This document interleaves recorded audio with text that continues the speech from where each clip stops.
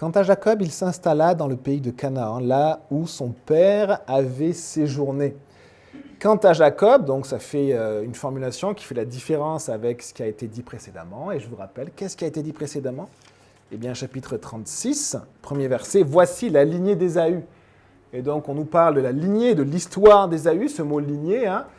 Toléda, c'est un mot qui va à la fois dire les descendants, mais à la fois l'histoire de chacun.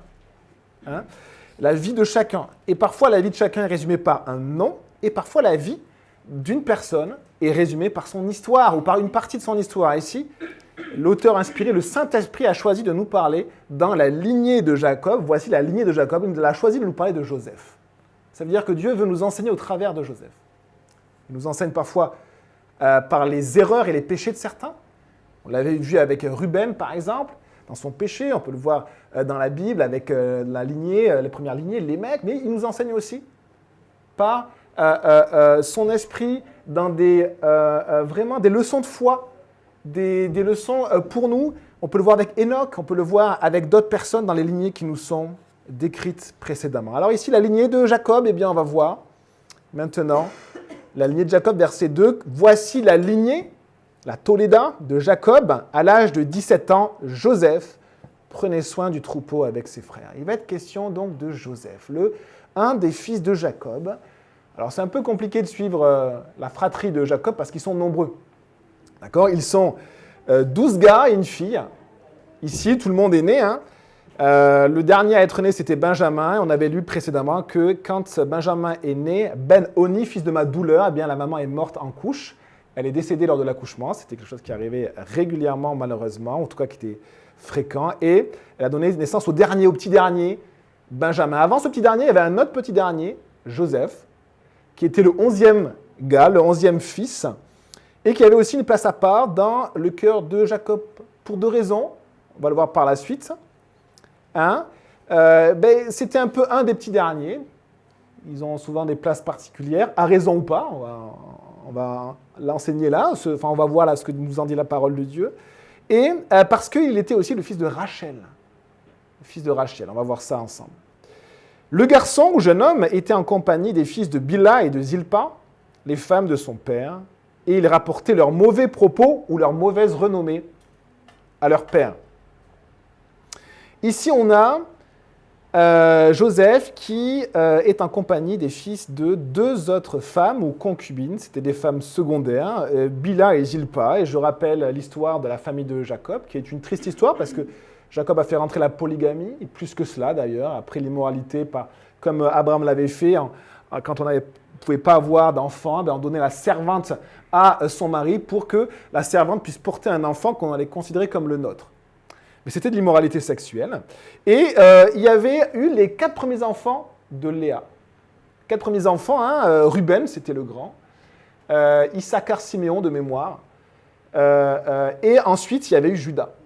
Et après Judas, Léa avait eu du mal à avoir des enfants, et Rachel était jalouse, et donc il y avait eu toute une compétition où les deux sœurs qui étaient les femmes du même homme, voulaient avoir des enfants, et plus d'enfants.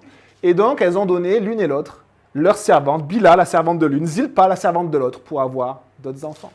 Et donc, Bila a eu, je les ai notés, je ne sais plus, 2 enfants, ou Zilpa également. D'accord? Et on a du coup les enfants de Bila, les enfants de Zilpa, et qui sont ici, qui travaillent avec Joseph, donc le fils de Rachel. Et ce garçon-là, Joseph, on va voir des caractéristiques.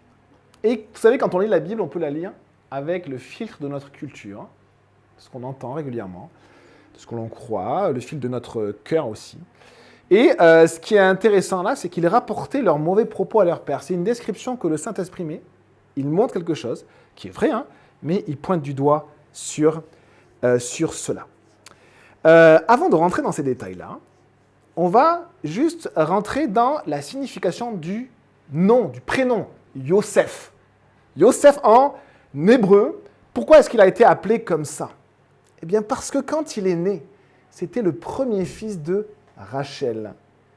Et dans Genèse 30, 22, Dieu se souvint de Rachel, il l'exauça et lui permit d'avoir des enfants. Et donc Joseph, ça a été, après beaucoup d'enfants qui étaient nés dans cette famille, le premier de Rachel. Et c'était vraiment une tristesse incroyable et parfois une honte pour une femme à l'époque. Plus maintenant, je pense, mais une tristesse peut-être toujours de ne pas avoir des enfants. Et du coup, Dieu l'exauce, elle peut avoir un enfant, elle ne pouvait pas en avoir. Et elle va l'appeler Joseph. Pourquoi elle l'appelle Joseph? Eh bien, vous l'avez dans Genèse 30, verset 23. Vous pouvez tourner, hein, Genèse 30, verset 23. Je vous laisse tourner. Et on a ceci. Elle tomba enceinte, donc Rachel, et mit au monde un fils. Et elle dit, Dieu a enlevé Asaph, ma honte, enlevé. Et c'est pour ça qu'elle va appeler son fils Yosef, qui vient de ce mot Asaph, enlevé, ou Akaf. C'est très intéressant parce que ce nom dit que Dieu a enlevé sa honte. Et c'est ce que vraiment le Seigneur il fait dans nos vies. Dans le prénom de Joseph, dans le nom de Joseph, il y a toute une promesse extraordinaire et aussi vraiment en germe, vraiment ce que Dieu fait dans nos vies. Il enlève notre honte. Et, chose étonnante, donc Asaph enlevé, Yosef, ça veut dire ajouter. Donc, elle donne un prénom à son fils qui vient du mot enlever parce qu'elle dit Dieu a enlevé ma honte. Et à la fois, elle appelle ajouter. Parce que Dieu aussi ajoute. Il ne fait pas que enlever, il ajoute. Et il y a ces deux significations dans le même mot, dans le prénom de Joseph. C'est à la fois que Dieu enlève, mais aussi que Dieu ajoute. Dieu ne fait pas que enlever nos péchés en nous les pardonnant. Il nous donne en plus ses bénédictions. Si Dieu simplement nous pardonnait de nos péchés et c'est tout, eh bien nous continuerions à pécher. Mais il ne fait pas que ça, il nous enlève nos péchés, il enlève notre honte et il nous donne sa sainteté. Il nous revêt de lui avec son Esprit Saint. Hein? Il enlève le poids de nos épaules ou notre vêtement sale et il nous revêt de son habit royal. On l'a lu cette semaine dans les groupes de semaine. Et je vous invite d'ailleurs à vraiment y aller, mercredi soir, 20h30, samedi matin, 10h30. Vraiment, prenez vraiment votre église en main et puis vraiment, il y a des choses belles qui se passent. Eh bien, on a vu ça, que Jonathan a donné à David son manteau royal. C'est ce que Dieu fait avec nous. Il nous enlève notre manteau sale, mais il ne fait pas que nous enlever. Sinon, on serait nus. Il nous revêt. Et l'action de Dieu est toujours avec ces deux parties que l'on trouve dans un nom, Yosef. Dans le nom de Joseph, il y a à la fois vraiment Dieu enlève et Dieu ajoute. Il enlève ce qui vient de nous, ce qui est taché, ce qui est tordu, ce qui vient du péché.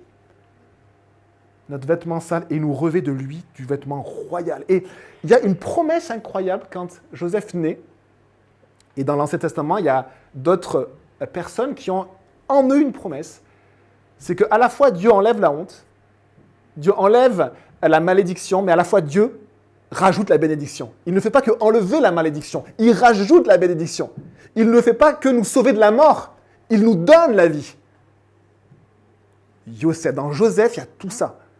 Et c'est magnifique de voir que Dieu, comme ça, il met comme une perle dans cette famille et il dit, je vais faire quelque chose. Je vais faire quelque chose. Je mets une promesse. Et on pourrait rajouter, j'étais là en train de réfléchir à cet enseignement de Joseph, il nous sauve de l'enfer, mais il ne fait pas que ça. Il nous offre le paradis. Il nous donne une place au ciel, dans la maison royale de Dieu éternellement.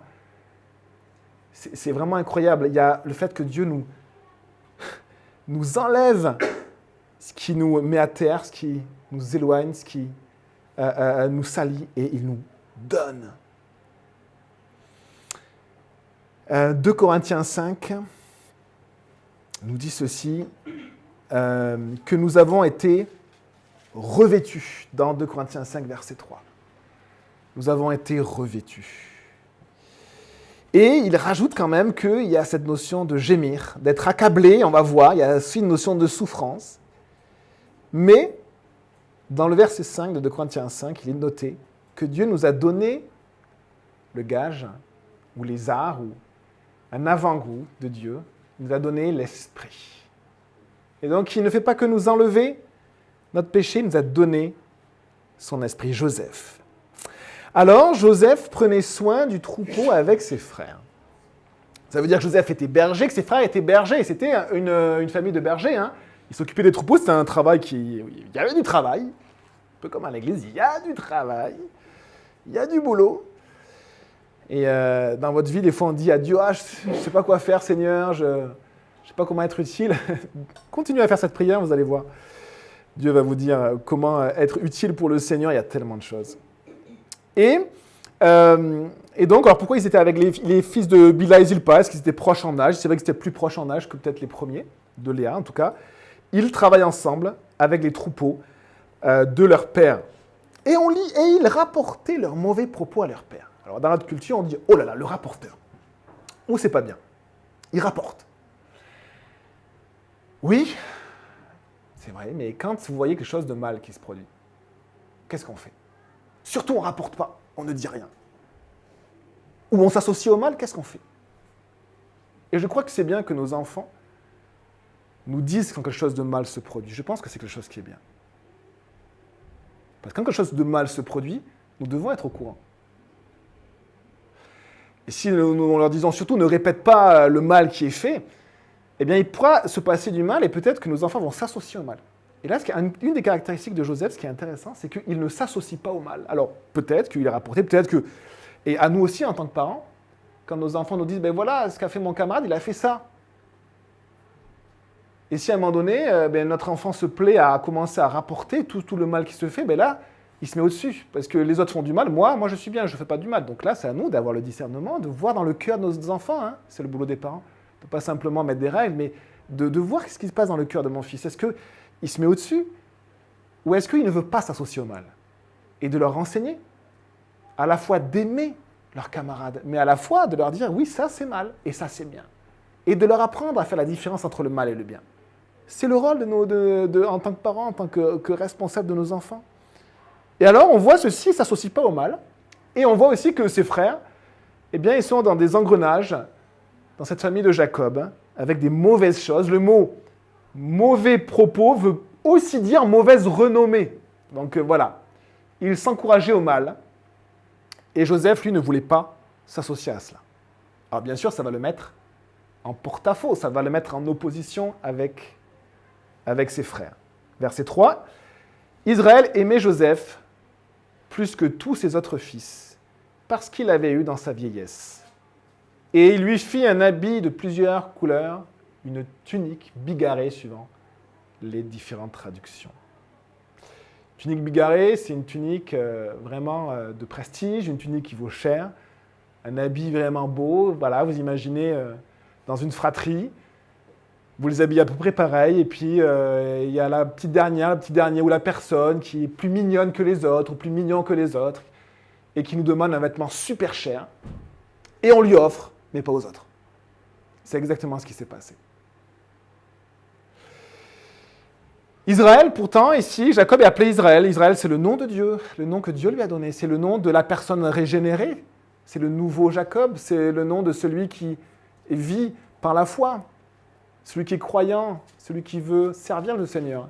Et même en tant qu'Israël, eh bien, Jacob faisait des différences. Et même en tant que croyant, nous avons des fois des manières de faire, comme des manières de faire un peu tordues, parce qu'on est tordu par le péché. Des fois, c'est notre tempérament qui est tordu, on est nous-mêmes tordus. Et on ne le voit pas, et des fois, longtemps, toute notre vie, on peut avoir une manière de faire tordue, où on met autre chose que Dieu en premier, où on a du mal à remettre nos émotions, nos sentiments, nos volontés, nos opinions, nos raisonnements devant le Seigneur pour qu'il passe à la machine à laver et qu'il fasse du ménage. Et Jacob avait du mal avec ça, parce que Jacob, là, il fait des différences, mais ça, c'est le fruit de son cœur. C'est pas juste qu'avec Jacob qu'il faisait des différences. Il a fait des différences dès le départ. Il a même vécu, étant enfant, avec des différences qu'on a faites dans sa famille. Sa maman l'aimait, lui. Et son papa aimait son frère. Et lui, quand il grandit, eh bien, il pêche en faisant des différences. Il aime sa deuxième femme, mais pas sa première. Un, il fait rentrer la polygamie dans sa famille, et deux, il fait des différences entre ses femmes. Et donc, il faisait des différences. Et il aimait Joseph plus que les autres, pour plusieurs raisons, on l'a dit. un des petits derniers, mais aussi parce que c'était le fils de Rachel. Il avait déjà fait ces différences-là. Il avait mis Léa avec il avait mis, les servantes avec leurs fils en premier, quand Ésaü venait pour normalement massacrer tout le monde. Si on doit mourir, d'abord, ça sera les servantes avec leurs fils. Ensuite, si on doit mourir, ça sera d'abord Léa. Et ensuite, ça sera Rachel et Joseph, en dernier. Rachel n'était pas aimée, Léa n'était pas aimée, et Rachel était aimée. Joseph était aimé plus que ses frères. Et la différence que Jacob a fait a engendré tellement de problèmes dans sa famille. On met sur nos enfants, ça me fait penser, vous savez, à ces parents qui éduquent leurs enfants pour qu'ils deviennent des stars. Dans le sport, dans le domaine culturel, en tant qu'acteurs. On les voit, ils les entraînent, ils projettent un truc sur leurs enfants. Ils leur mettent un poids comme ça, et en fait, ils adorent.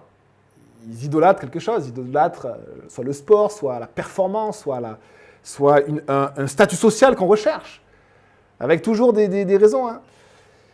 Et ici, donc, Jacob, eh bien, il mettait ça sur ses enfants, il mettait de la différence. Et qui entraîne quoi? Eh bien, regardez la jalousie entre Léa et Rachel, c'est terrible, là, ces deux sœurs. Il y avait de l'animosité entre elles, il y avait de la compétition, il n'y avait pas de paix. Vous vous souvenez des mandragores retrouvés par Ruben, même lui, les enfants même des femmes de Jacob, rapidement, sont dans cette compétition, cette animosité. Ils se chamaillent avec les enfants au centre. Ça me fait penser quand on met les enfants au centre de choses qu'ils ne devraient pas voir, pas entendre. Et c'est vraiment triste, mais en fait, le nom de Joseph porte en lui une promesse. La promesse que Dieu enlève notre honte et qu'il met sur nous la bénédiction.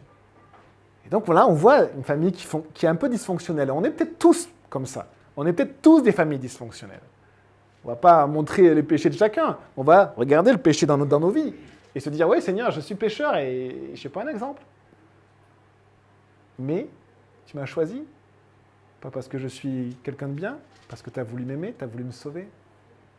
Et je veux avancer dans ma vie, je veux vraiment apprendre à te plaire, pas juste simplement vivre selon mes pensées, mais vraiment selon les pensées de l'Esprit. Les pensées de l'Esprit sont de toutes choses, nous dit, ils sont même la pensée de Dieu lui-même. Et on veut vivre par le Saint-Esprit, pas par notre chair.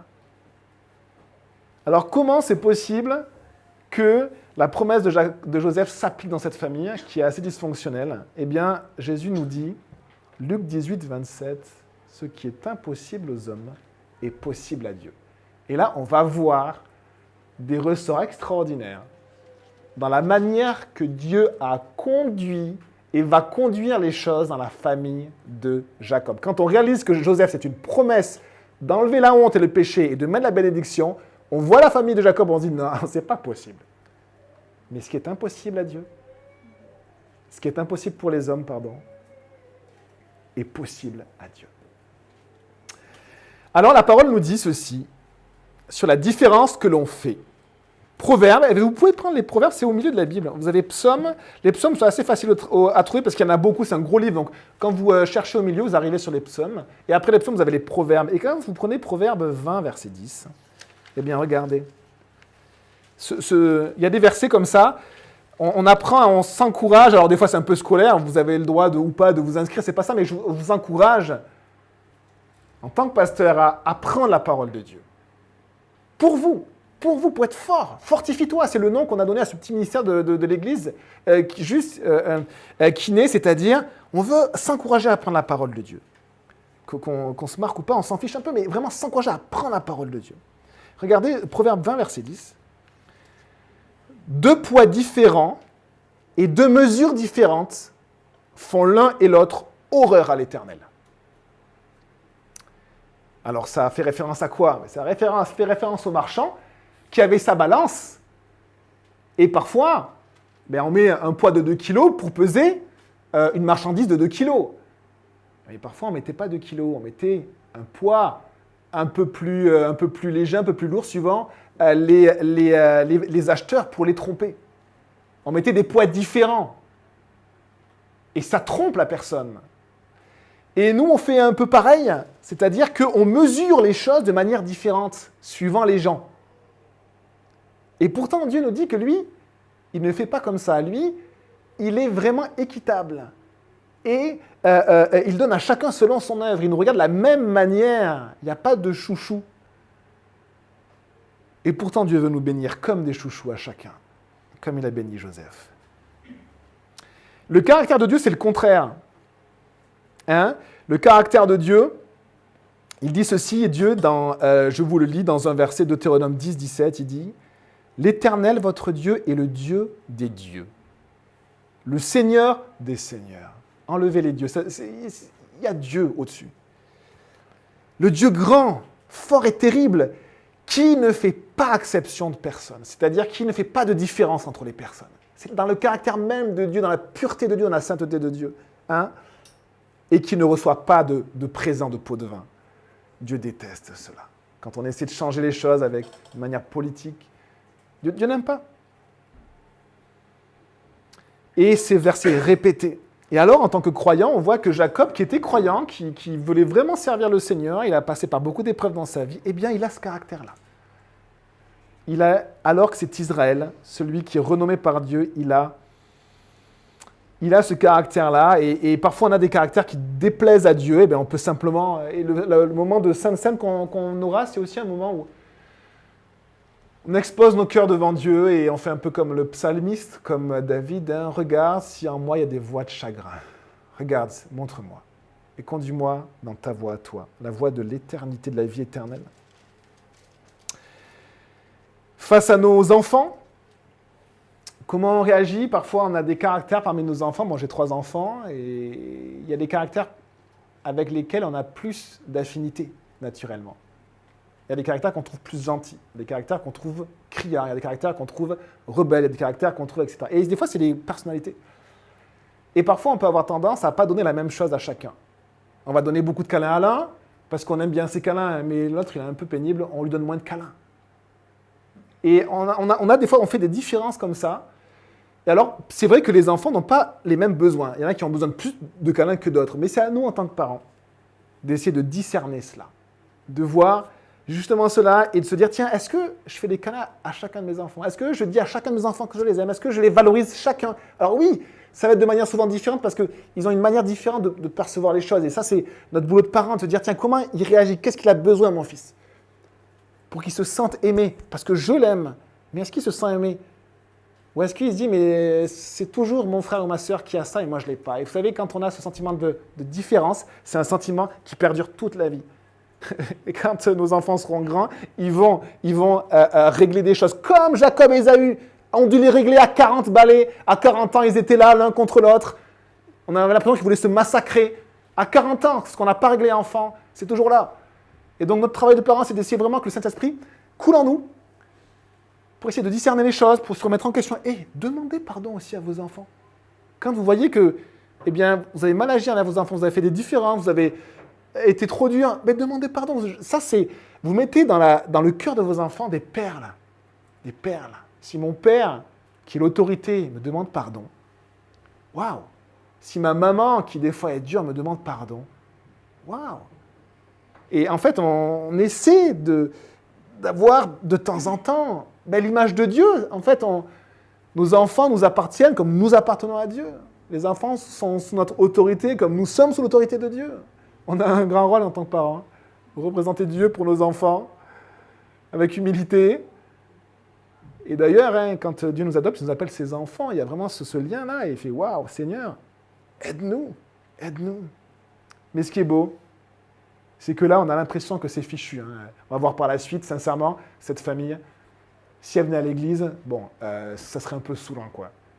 Si Jacob venait avec ses 12, ça serait bien, on serait plus de monde, mais sincèrement, il y aurait des coquilles à gérer. Ah, ce serait vraiment... Vous êtes bien gentil, mais il y a d'autres églises à Bourges. Allez voir, vous allez c'est sûr, c'est bien. Et pourtant, regardez, Dieu, en fait, est celui aussi qui restaure. C'est magnifique. Dieu est celui qui restaure les familles, qui restaure les couples, qui restaure les relations parents-enfants, qui restaure mon cœur.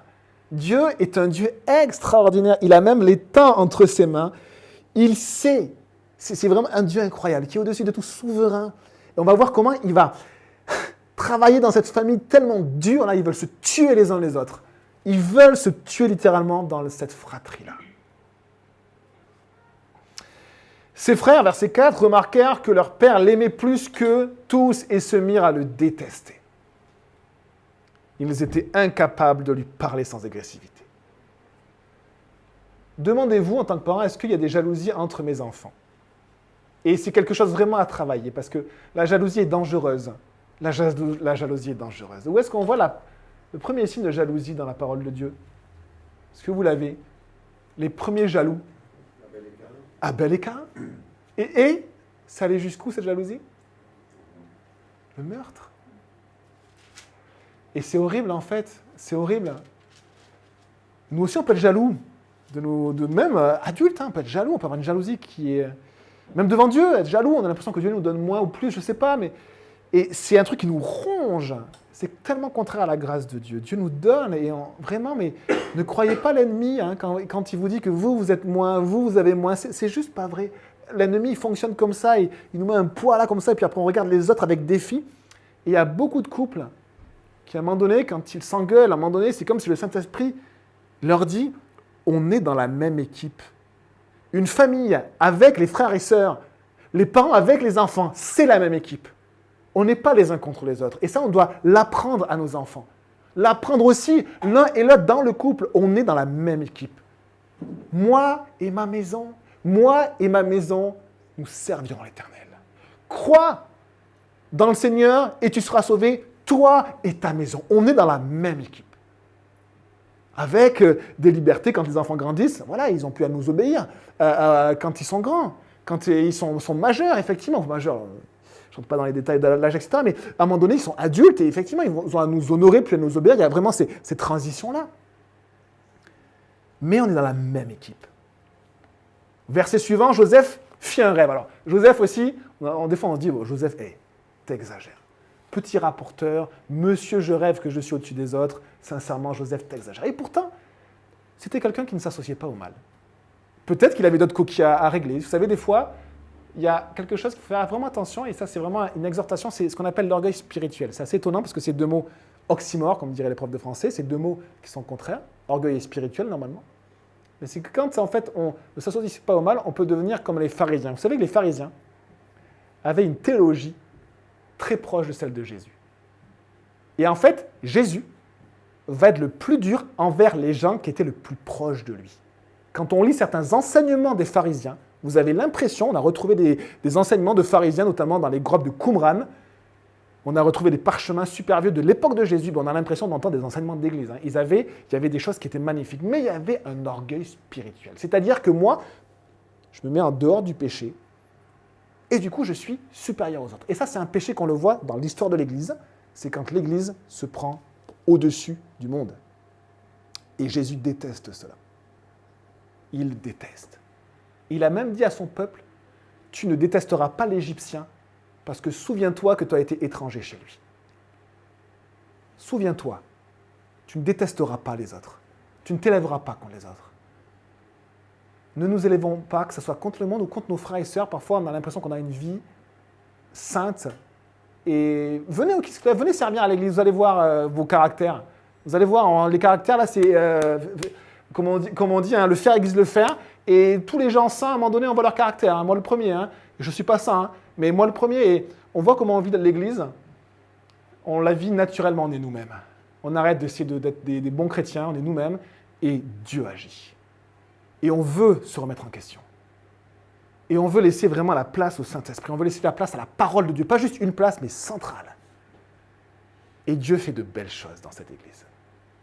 Et on prie que Dieu fasse de belles choses dans l'église en général. Dans toutes les églises qui sont à Bourges, on veut honorer vraiment tous nos frères et sœurs à Bourges. Moi, je suis content qu'il y ait toutes ces églises à Bourges. L'église a des baptistes, etc. Mais merci Seigneur. Merci Seigneur. Merci Seigneur pour ça. Joseph fit un rêve. Monsieur le rêveur, il le raconta à ses frères qui le détestèrent encore plus. Pourquoi? On lit. Verset 6, il leur dit, écoutez donc le rêve que j'ai fait. Il est assez naïf, Joseph. Lui, en fait, il dit vraiment, il est assez transparent. Il dit, nous étions en train d'attacher des gerbes au milieu des champs et voici que ma gerbe s'est dressée et est même restée debout. Une gerbe, c'est un ensemble de tiges de blé que l'on met ensemble, un bouquet de blé, si vous voulez. D'accord? C'est comme ça qu'on moissonnait avant. On avait un outil, on fauchait le blé, et il y a des gens qui le ramassaient en gerbe. Et donc, chacun allait avec sa gerbe, et ça, c'est l'ancien temps, avant la motorisation, avant les tracteurs, etc. Et puis, on faisait des tas, on les mettait dans les charrettes, et puis, on les ramenait pour abattre le blé, prendre le grain, faire de la farine, etc. Et donc, c'était des gerbes de blé. Donc, il fait un rêve où on est dans une situation de moisson. Vos gerbes l'ont alors entouré, c'est-à-dire entouré ma gerbe à moi, dit Joseph, et se sont prosternés devant elle. Là, on pourrait dire, mais Joseph, t'exagères. Mais Joseph, c'est le rêve qu'il a fait. Joseph, c'est le rêve qu'il a fait. Il a vraiment fait ce rêve. Et ce n'était pas un rêve, c'était un songe. Qu'est-ce qu'un songe? Un songe, c'est un rêve où Dieu parle.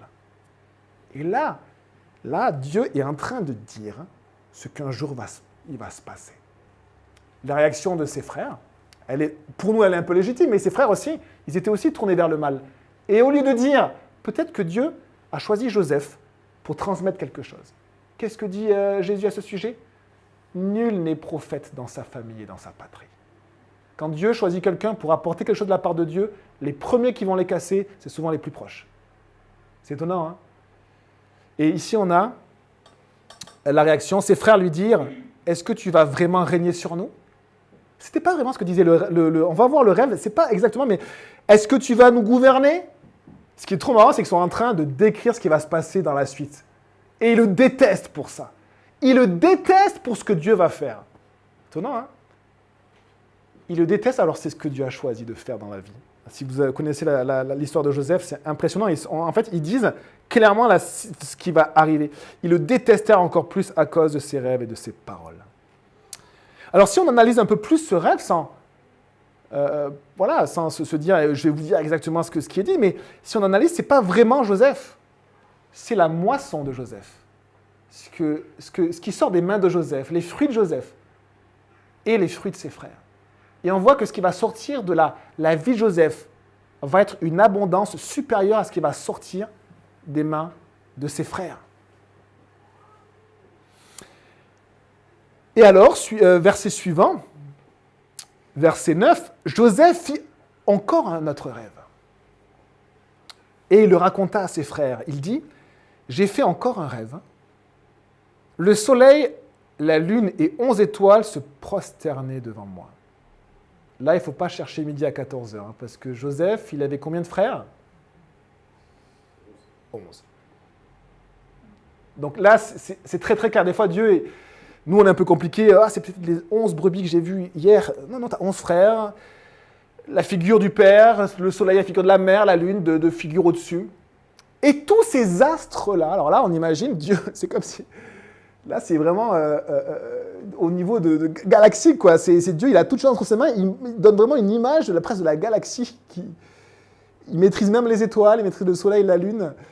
Et tous ces astres-là, ils se mettent en dessous d'un homme. La création, les astres qui représentent ses 11 frères, son père et sa mère, se mettent en dessous de lui. Et là, vraiment, là, c'est clair. C'est que là, c'est Joseph lui-même qui, dans son rêve, est au-dessus de son propre père, de sa propre mère et de ses frères. Alors, de ses frères, on l'a vu, dans une fratrie, parfois des frères, eh bien, ils étaient élevés par rapport aux autres, même s'ils n'étaient pas les premiers. On l'a vu. Mais être plus honoré que son père ou sa mère, ça n'existe pas. Actuellement, ça existe parce qu'on est une société tordue. Mais avant, ça n'existait pas. Avant, on ne pouvait pas avoir plus d'honneur que son père et sa mère, parce qu'avant, on honorait son père et sa mère. Ils avaient un rôle extrêmement honoré toute la vie. Celui qui crachait contre son père, mais c'était une infamie. Tous les autres peuples nous jugeaient du regard et se disaient, mais qui est celui qui méprise son père ou sa mère? Et là, même le père et la mère sont en dessous de Joseph. Étonnant ce rêve-là. Puissant aussi. Et là, on regarde la réaction de Jacob et la réaction de ses frères. Verset 10. Il le raconta à son père et à ses frères. Son père lui fit des reproches et lui dit, que signifie le rêve que tu as fait? faut-il que nous venions, moi, ta mère et tes frères, il comprend très bien Jacob, hein. Moi, ta mère et tes frères, nous prosterner jusqu'à terre devant toi. C'est fou quand même. Hein. Mais Dieu, en fait, on voit un Dieu souverain qui est au-dessus de toute chose, qui maîtrise même les astres. Ses frères se montrèrent jaloux de lui. La jalousie qui dévore. Mais son père garda le souvenir de cela. Ce qui est intéressant, c'est que Dieu aurait pu se contenter du premier rêve, mais Dieu a donné un deuxième rêve. Et Dieu souvent rappelle les choses. Est-ce que vous savez comment Dieu appelle ses serviteurs? Souvent, il les appelle 2 fois. Abraham, Abraham, 2 fois. On a aussi ça avec Jacob. Dieu, il appelle Jacob au chapitre 46, Jacob, Jacob, 2 fois. Moïse, avec le buisson ardent. Dieu lui appelle Moïse et dit Moïse, Moïse, 2 fois. Samuel, quand il appelle Samuel, Samuel, Samuel. Dieu souvent répète une seconde fois. Et ici, c'est ce qu'il fait avec les rêves. Il répète une seconde fois. Pourquoi? Alors, je ne sais pas, peut-être que nos cerveaux, parfois, vous savez, quand on vit quelque chose un peu de particulier, souvent nos cerveaux ont des mécanismes et on se dit, bon, on a rêvé, on a mal entendu. Ben, Dieu le dit une deuxième fois. Du coup, là, il n'y a plus de doute, ce n'est pas mon cerveau. Ce n'est pas juste quelqu'un qui a fait un rêve et qui essaie d'interpréter. Il a eu ces 2 rêves-là et c'est très, très surprenant. Même Jacob, il dit, mais qu'est-ce que ça signifie, ça? Qu'est-ce que ça signifie? 2 fois. Verset suivant. Et alors, intéressant aussi, hein, c'est que ses frères donc, vont le détester. Ils ne vont absolument pas accepter ce qui vient pourtant de Dieu. Et Jacob, lui, qui est un homme de Dieu, qui est un croyant, eh bien, il va quand même s'il est surpris, et il dit, mais ce n'est pas convenable ce que tu dis, Joseph. Ce n'est pas possible, ça ne se fait pas. Eh bien, son père garda le souvenir de cela. Et là aussi, c'est la caractéristique d'un croyant, de garder ce qui vient de Dieu, de garder en mémoire. Marie, elle a fait ça avec toutes les paroles des anges. Elle gardait en mémoire, c'est vraiment un croyant, il garde en mémoire la parole de Dieu. On veut mémoriser, on veut ne pas oublier. Et la parole de Dieu, justement, elle nous dit souvent, attention à ne pas être des auditeurs oublieux. Oublieux. Hein? Essayez de garder en mémoire ce que Dieu nous dit. Parfois, on oublie. Verset 12, les frères de Joseph, et juste excusez-moi, je pense à quelque chose, en tant que pasteur, souvent, quand quelqu'un est dans plein d'histoires ou des décisions, souvent, je l'écoute et elle va me dire quelque chose que Dieu lui a montré. Et moi, mon rôle, c'est justement de lui dire, mais regarde ce que Dieu t'a montré. Et ce qui est très intéressant, c'est que la plupart des croyants, nous remettons en question ce que Dieu nous a montré. Et nous remettons en question jusqu'à changer, et puis avoir après une autre, finalement, envie de départ. On avait une envie, Dieu nous a montré un truc, il y a comme un combat, et après, finalement, on revient à notre envie. C'est assez étonnant. Et ça, c'est nos cœurs naturels, et j'ai le même cœur. J'ai le même cœur. J'ai le cœur de Jacob. Ne vous trompez pas, si vous servez avec moi qui se fait, vous allez le voir. Hein. Verset 12, les frères de Joseph étaient allés s'occuper du troupeau de leur père à Sichem. Israël dit à Joseph, tes frères ne s'occupent-ils pas du troupeau à Sichem? Vas-y, je veux t'envoyer vers eux. Il lui répondit, me voici. Israël lui dit, verset 14, va donc voir si tes frères sont en bonne santé, si le troupeau est en bon état, tu m'en rapporteras des nouvelles. Il le fit ainsi partir de la vallée d'Hébron. Joseph se rendit à Sichem. Alors Sichem, est-ce qu'ils avaient ils avaient acheté un terrain là-bas, mais c'est là où il s'était passé les événements horribles avec la fille, leur sœur Dina. Ils avaient massacré après la ville, donc dans ce coin-là. Et on voit 2-3 choses qu'on peut repérer dans le texte, c'est que Joseph, il a une place à part, que Jacob lui a donnée, c'est qu'il n'est plus berger parmi les bergers, comme au début, mais il est superviseur.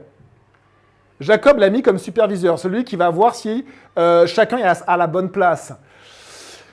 Prendre le plus jeune de la fratrie pour faire ça, souvent ça crée des tensions. Ça aurait dû être à Ruben, l'aîné, mais ce qui est très intéressant, c'est que Jacob, n'oubliez pas que c'est un patriarche. Et les patriarches, Abraham, Isaac et Jacob, à chaque fois, ils vont soit faire quelque chose, soit dire quelque chose qui est prophétique. Dieu, d'une manière ou d'une autre, les utilise dans ce qu'ils font ou dans ce qu'ils disent, c'est des prophéties. Et qu'est-ce qu'il est en train de donner comme place à Joseph? En fait, il est en train de lui donner la place qu'il va avoir toute sa vie. Joseph, toute sa vie, va être un administrateur, un superviseur, toute sa vie.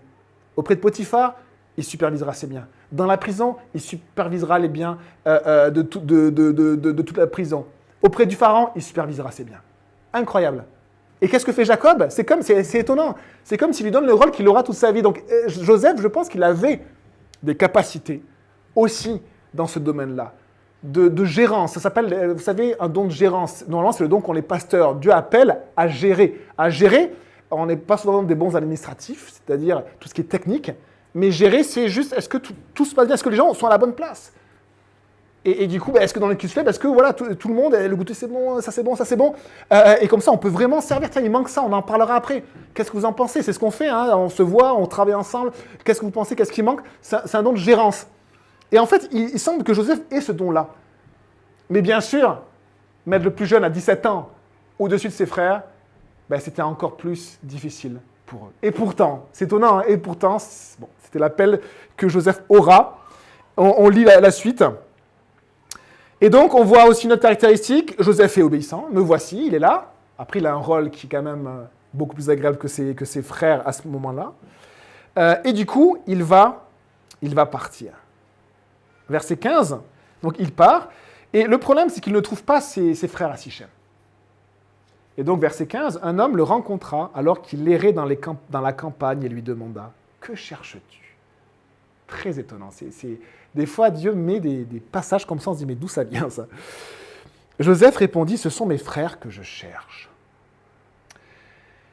Et en fait, Joseph, il est mandaté, il est missionné par son père pour trouver ses frères. Mais ses frères ne sont plus à l'endroit indiqué, ils ne sont plus à Sichem, ils sont à Dothan.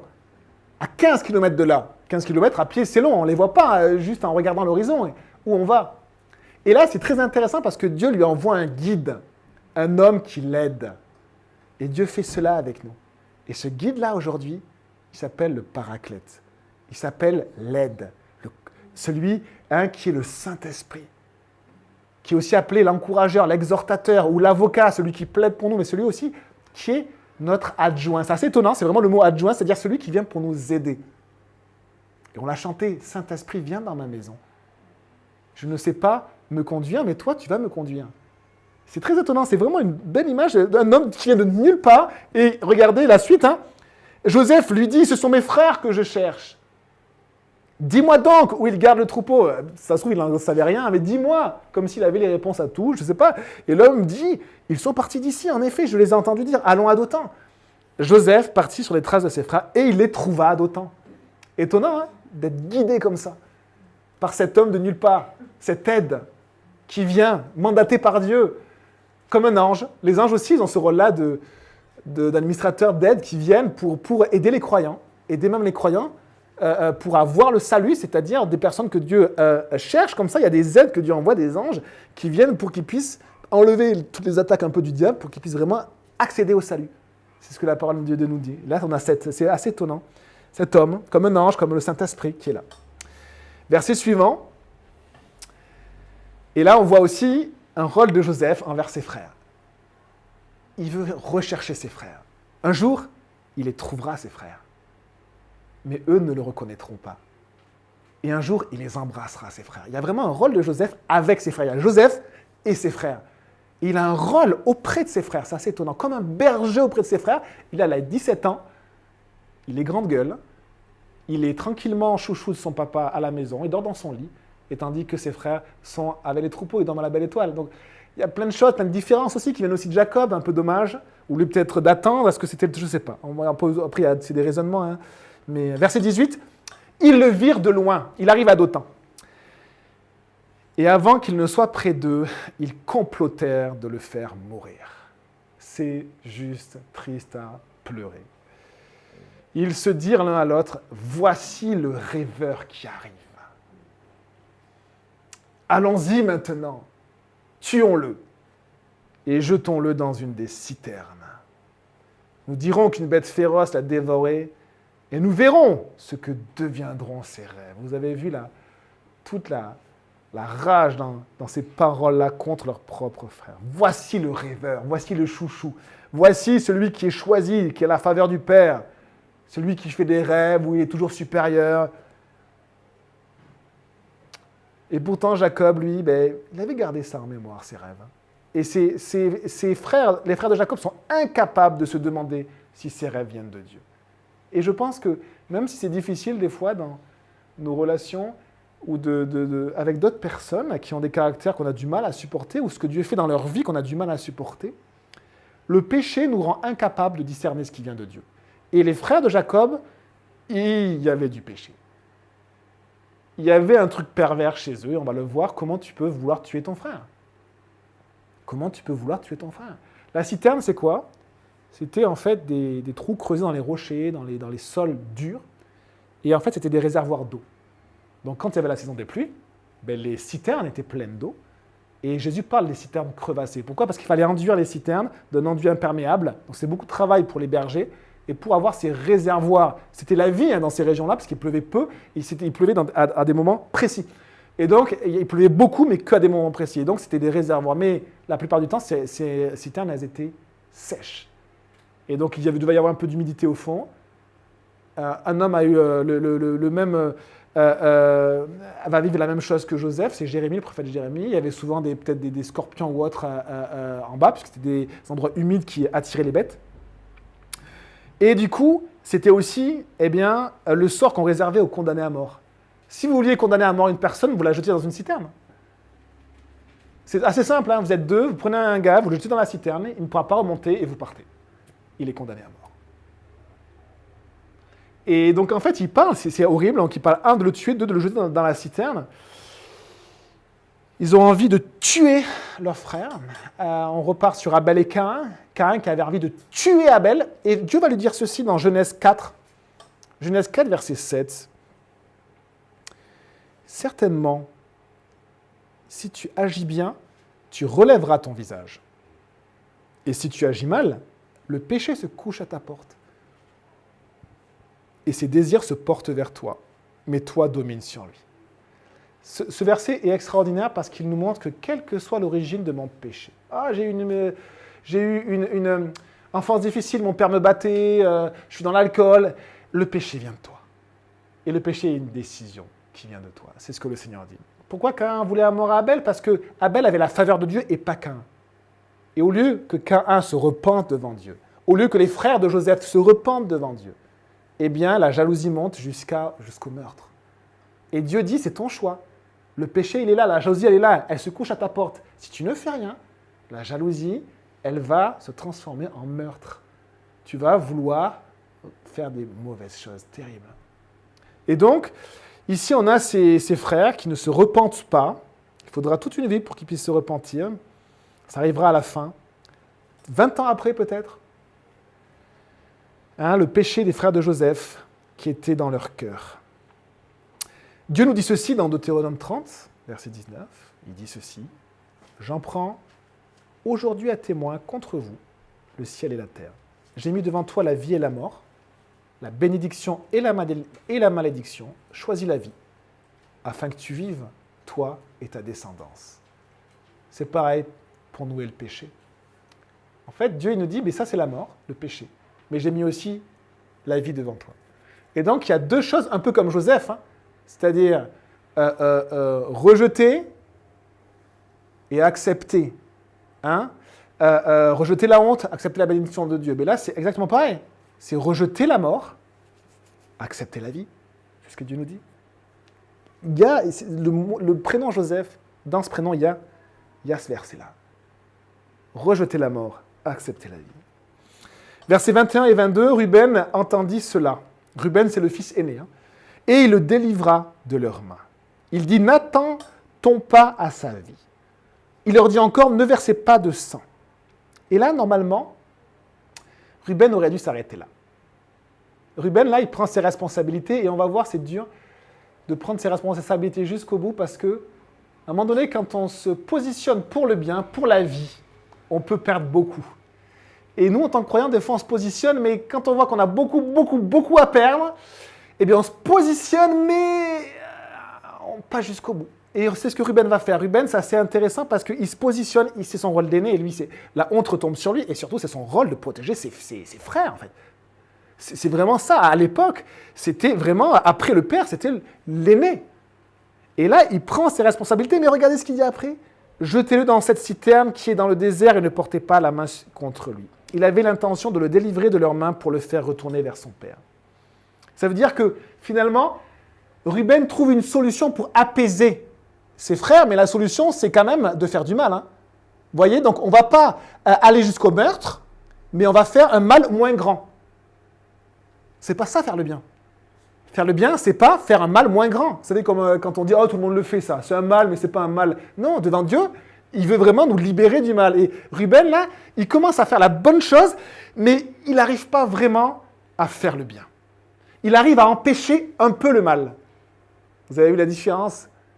Au lieu simplement de faire vraiment le bien, quoi qu'il en coûte. Jésus a vraiment fait le bien. Il y a un verset qui dit « Vous n'avez pas encore souffert, je crois que c'est pour la justice, jusqu'au sang. » C'est Paul qui le dit. Quand on se positionne pour le bien, quand on sert le Seigneur, pas juste quand on croit, mais quand on sert le Seigneur, moi et ma maison, nous servirons l'Éternel, eh bien, des fois, c'est dur. C'est vraiment dur. Et même Paul dit à un moment donné, moi, j'en suis arrivé même jusqu'au sang. C'est-à-dire que j'ai reçu des souffrances. Et Ruben, il n'est pas prêt. Il n'est pas prêt à souffrir pour le bien. Il est prêt à prendre ses responsabilités, mais il va pointer un mal moins grand. Mais c'est toujours du mal. C'est toujours du mal. Verset suivant. Lorsque Joseph fut arrivé vers ses frères, donc là, c'est tout ce qui se passe quand il est en train d'arriver, c'est horrible, ils le dépouillèrent de son habit, de l'habit de plusieurs couleurs qu'il portait. Je vous pose une question. Qui a-t-on dépouillé de son habit, de sa tunique? Est-ce que ça vous parle ou pas? Jésus. Il avait une tunique unique qui était brodée d'un seul tenant, un peu comme Joseph. Alors, Joseph, c'était avec plusieurs couleurs, mais c'est des tuniques que Jésus portait en fait à vie. Peut-être que sa maman, Marie, lui avait tissé. C'était vraiment une pièce qui valait cher. Et on l'a dépouillé de ça. Et il y a vraiment un parallèle. Quand on voit Joseph comme ça, plus on avance avec Joseph, plus on voit un parallèle avec Jésus. C'est assez étonnant. Comme si, en germe, Dieu nous disait un jour, un autre Joseph viendra. Et lui aussi, il enlèvera la mort de ta vie et il te donnera la vie. C'est beau, hein? Ce que Dieu fait dans la Genèse, comme tous les germes, c'est vraiment, vraiment, vraiment tellement, tellement beau ce que Dieu fait. Verset 24, ils s'emparèrent de lui et le jetèrent dans la citerne. Celle-ci était vide. Il n'y avait pas d'eau. Ils s'assèrent ensuite pour manger. Aucun remords. Aucun remords. Et on voit l'engrenage du péché. Je ne sais pas si vous connaissez l'engrenage du péché, c'est dans Jacques 1. Alors, ce n'est pas un verset qu'on a... l'engrenage du péché, Jacques 1. Prenez Jacques 1 parce que c'est vraiment quelque chose que vous pouvez aussi apprendre par cœur. Vous pouvez aussi apprendre toute la Bible par cœur pour demain. Mais Jacques 1. Et on a le processus du péché et ça va très loin le péché. Tu l'as peut-être, Sylvain, ou pas? Alors, verset 13 à 15. Est-ce que tu pourrais lire Jacques 1, verset 13 à 15? Que personne, lorsqu'il est tenté, ne dise « c'est Dieu qui me tente », car Dieu ne peut être tenté par le mal, et il ne tente lui-même personne. Mais chacun est tenté quand il est attiré et amorcé par sa propre convoitise. Puis, la convoitise, lorsqu'elle a conçu, enfante le péché, et le péché, étant consommé, produit la mort. Ça va loin, hein? La mort spirituelle en premier. Hein? Mais ce qui est spirituel, parfois, peut se démontrer même physiquement. Hein? Et le Seigneur, il nous le dit, hein, quand tu détestes ton frère dans ton cœur, tu le détestes, tu l'insultes, mais parce que tu le détestes, tu commets un meurtre, en fait. Et Jésus dit ça. Ça veut dire que c'est la même racine. Alors, du coup, ça nous fait penser quand on est au volant, on dit « Ah, mais en fait, je suis un meurtrier. » Quand on pense aux autres qui nous énervent à tel point, « Ah !» Et en fait, ce qu'on pense dans notre cœur, c'est violent. Hein. Et si on laisse ça, vous avez vu, d'abord c'est un désir, c'est-à-dire c'est quelque chose qui est dans mon cœur et je réponds à quelque chose de mauvais. Donc la convoitise, quelque chose, c'est mon amorce, un lien, c'est comme si j'avais un crochet là, et puis hop, il y a un fil là qui va tenir ce crochet là, je suis lié avec quelque chose, mais à cause de mon crochet, c'est mon crochet qui le lie. Si je n'avais pas de crochet, en fait ça passerait sur moi. Il n'y aurait rien, mais moi j'ai plein de crochets, mes convoitises, et puis les fils passent, et hop, ça m'accroche. Mais ça vient de mon propre cœur. C'est la convoitise, les petits crochets là. Et après, si je ne détache pas la ficelle là, qui me lie, eh bien, l'étape d'après, c'est le péché. Et si quand je pêche, comme les frères de Joseph péchaient, ne se repentent pas, ne disent pas pardon à Dieu, eh bien, ça va nous attirer à la mort. C'est horrible, mais c'est la réalité, c'est le péché qui fait ça dans nos vies. Le péché sur tous les plans. Il n'y a pas que le plan sexuel, hein, il y a le plan de détester les gens, de relationnel avec les gens. Il y a aussi nos idolâtries. Vous savez, on est accroché par quelque chose qu'on met toujours au-dessus là. On est accroché. Il y a plein de domaines dans la vie où c'est pareil, c'est la convoitise, après le péché et après la mort. Et dans tout ce processus-là, il faut qu'on apprenne, nous croyants, que dès que nos crochets s'accrochent, à ce moment-là, il faut réagir. À ce moment-là. Il faut qu'on apprenne à réagir à ce moment-là. Si on laisse, c'est plus un petit fil, hein, c'est une corde qu'on a et qui nous amène à la mort. Alors, levant les yeux, ils virent une caravane d'Ismaélites qui venait de Galade. On est au verset 25. Ismaël, c'est le frère d'Isaac, donc là on est dans la même famille. Hein. Famille ennemie. Donc là, c'est assez marrant parce que là, Ismaël, c'est les Arabes. Hein. Les frères de Joseph, c'est les Hébreux. Hein. Et ils se sont toujours détestés. Mais là, ils vont faire quelque chose ensemble. Là, ils vont se mettre d'accord ensemble pour un truc. Les Arabes et les Hébreux. C'est pour faire du mal. Pour vendre Joseph. Joseph qui représente aussi le Messie. Et ici, on a donc une caravane d'Ismaélites. Leurs chameaux étaient chargés d'aromates, de baumes, de myrrhe et qu'ils transportaient en Égypte. Judas dit alors à ses frères, que gagnerons-nous à tuer notre frère et à cacher son sang? Venez, vendons-le aux Ismaélites et ne portons pas la main sur lui, car il est notre frère. Il est de notre chair. Ses frères l'écoutèrent. Oui, Judas a sauvé la vie de Joseph. Mais il était incapable de faire le bien. C'est-à-dire qu'au lieu de le tuer, ils le vendent comme esclave. Est-ce que vous imaginez? Ça veut dire ne plus jamais revoir en fait ton frère et le vouer à une vie horrible. Toute sa vie, moins que rien. Ou peut-être au service d'un maître, mais il le livre comme esclave, comme marchandise. Alors oui, Judas a sauvé son frère de la mort, mais il a proposé un mal qui était un peu moins grand que la mort, et encore, et encore. Et encore, certains ont préféré mourir plutôt que d'être esclaves dans l'histoire. Certains ont préféré mourir que d'être esclaves. Vous imaginez? Et ça, c'est quand on n'arrive pas à se positionner pour le bien. En fait, on choisit un mal moins grand. La mort, il ne fait pas avec Ruben. On va le vendre comme esclave. C'est horrible ce qui se passe. Mais Ruben et Judas vont être utilisés par Dieu quand même dans leur péché. C'est un péché. Ils ont l'impression qu'ils sauvent, mais ils pêchent aussi. Et on va le voir par la suite dans les prochains chapitres. À chaque fois, trouver la solution la moins pire. Quand vous allez vouloir vous opposer au mal, Hébreux 12, verset 4, c'est le verset que j'avais essayé de citer. Vous n'avez pas encore résisté jusqu'au sang en luttant contre le péché. Vous n'avez pas lutté jusqu'au sang en luttant contre le péché. On veut bien faire le bien si ça ne nous atteint pas trop. Et Jésus me dit, non, non, non. Tu es la lumière du monde et la lumière que tu as, elle ne vient pas de toi, elle vient de moi. Tu portes la lumière de Jésus, tu portes la saveur de Jésus. Est-ce que tu veux être mon disciple? Il ne dit pas juste, est-ce que tu veux croire en moi? Jésus ne disait pas juste, est-ce que tu veux croire en moi? Il disait, attention, les démons croient en moi aussi. Hein. Ils savent que j'existe. Est-ce que tu veux me suivre? Est-ce que tu veux me servir? Souffrir avec moi. C'était un appel dur, hein, ce que Jésus disait. Hein. Et on voit que Ruben et Judas, eh bien, n'arrivent pas à faire ça. Jésus, il cherche une foi qui plaît vraiment à Dieu. Et ce qui est triste, c'est que quand il était en Israël, il n'a pas trouvé une foi qui lui a vraiment plu. À un moment donné, il va même dire ça, il va dire, Matthieu 8, verset 10, Jésus fut dans l'étonnement et il dit à ceux qui le suivaient, ses disciples, je vous le dis en vérité, même en Israël, je n'ai pas trouvé une aussi grande foi. Quelqu'un qui est vraiment entier pour Dieu. Jésus, pas simplement que vous ayez son nom dans votre bouche, sa parole à votre chevet, mais il veut que vous soyez entier pour lui, que vous le serviez entièrement, pas avec mesure, pas avec calcul, entièrement. Nous avons tous reçu de Dieu et grâce sur grâce, nous dit Jean. Et nous, vous pouvez ouvrir si... et nous, on est là avec mesure. Tu peux y aller, Sylvain? Au cas où, merci. Malachie 3, verset 10 nous dit ceci. Apportez à la maison du trésor toutes les dîmes, tout ce qui me revient, afin qu'il y ait de la nourriture dans ma maison.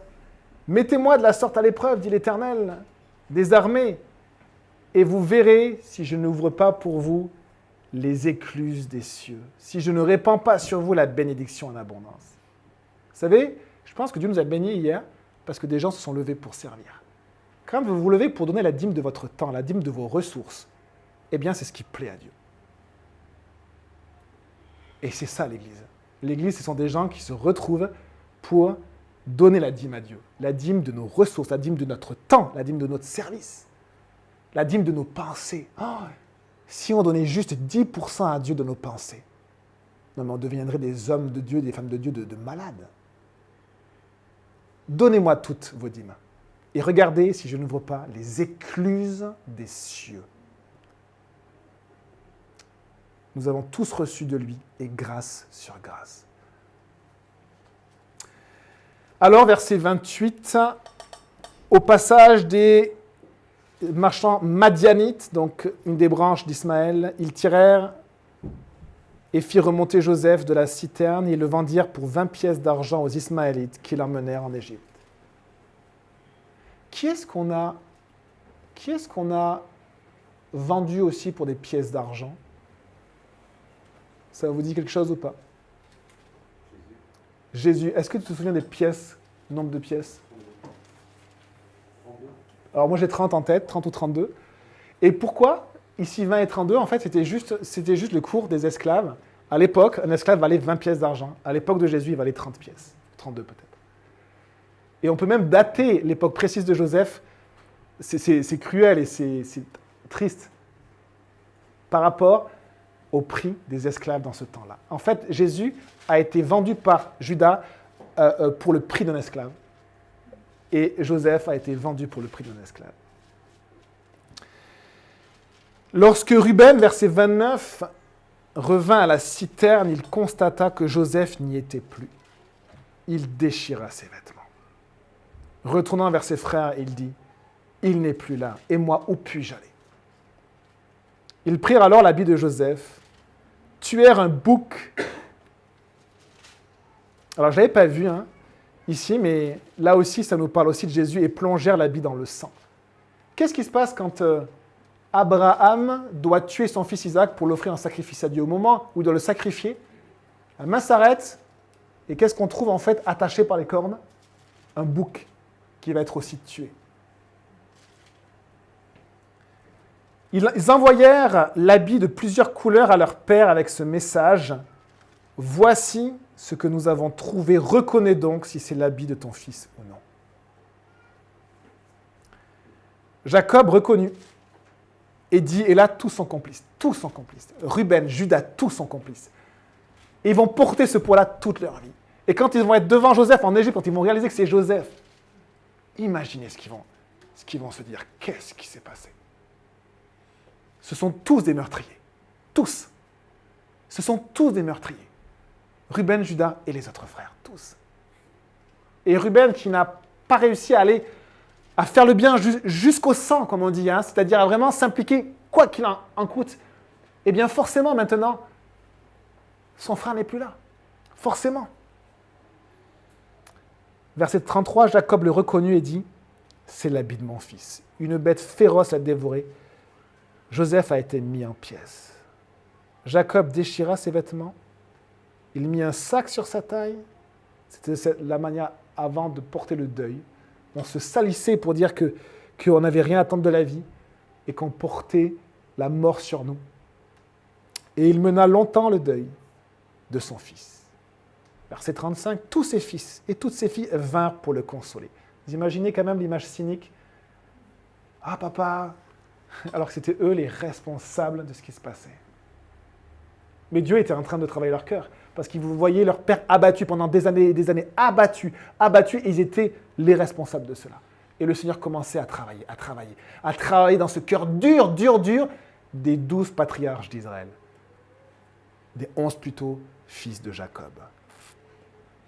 Mais il refusait d'être consolé. Il disait, c'est dans le deuil que je descendrai vers mon fils au séjour des morts, et il pleurait son fils. Quant aux Madianites, ils vendirent Joseph en Égypte à Potiphar, un officier du Pharaon qui était chef des gardes. Et on va voir après la main de Dieu. La main de Dieu dans la vie de Joseph. Celui qui porte en lui le fait d'avoir la honte enlevée et la bénédiction de Dieu. Et je vous invite à prier. On va avoir un chant, on pourra prier ensuite ensemble, ce sera libre. Après, on aura encore un chant et on passera au repas du Seigneur. Seigneur, je te dis merci, mon Dieu, pour ta parole. Ta parole, elle porte aussi, Seigneur, en elle une douceur. Quand on la lit, quand on la creuse ensemble, elle porte en elle une douceur. Et d'elle-même sort des choses que même parfois je n'ai pas du tout vues pendant que je préparais, Seigneur, et tu le montres là, en Église. Ta parole est là, elle est au centre, Seigneur. C'est elle qu'on veut lire, c'est elle qu'on veut voir. C'est de ta parole que vient la vérité. Pas de ma bouche, de ta parole, Seigneur. Et merci pour ta parole, Seigneur. On s'en remet à toi, Seigneur, Saint-Esprit. On s'en remet pour que ta parole agisse dans nos cœurs. Et tu nous as dit, ils connaîtront la vérité et la vérité les affranchira. Fais ce travail, fais cette œuvre d'être libérés de nos péchés, de nos liens, de toutes ces cordes que l'on a, qui nous accrochent par nos convoitises, Seigneur. Merci, Seigneur, pour l'histoire de Joseph. Que ton nom soit béni, Seigneur. Amen.